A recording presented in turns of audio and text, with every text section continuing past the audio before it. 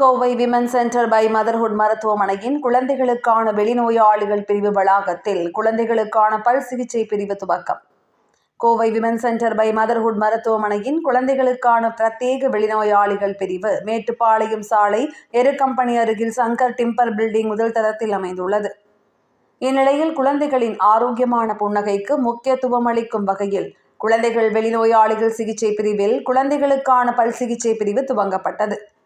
மருத்துவமனையின் இயக்குனர் டாக்டர் மிருதுபாஷினி கோவிந்தராஜன் மற்றும் நிர்வாக இயக்குனர் டாக்டர் கோவிந்தராஜன் ஆகியோர் தலைமையில் நடைபெற்ற துவக்க விழாவில் தலைமை விருந்தினராக மூத்த பல் மருத்துவ நிபுணர் டாக்டர் ராஜ்குமார் கலந்து கொண்டு புதிய குழந்தைகளுக்கான பல் சிகிச்சை மருத்துவ பிரிவை துவக்கி வைத்தார்.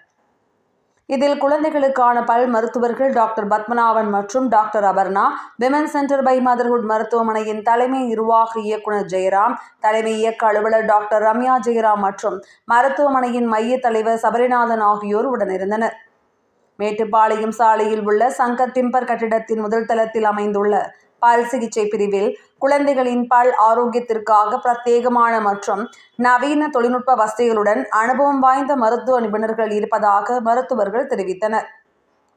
குறிப்பாக குழந்தைகளுக்கான பல் பராமரிப்பில் ஒரு புதிய யுகத்தை உருவாக்குதல் என்ற தாரக மந்திரத்துடன் தொடங்கப்பட்டுள்ள இந்த மருத்துவமனையில் குழந்தைகளுக்கு பயமில்லாத வகையில் நவீன வசதிகளுடன் கூடிய சிகிச்சை முறைகள் வழங்கப்பட இருப்பதாகவும் புதிய பல் சிகிச்சை பிரிவின் மருத்துவ குழுவினர் தெரிவித்தனர்.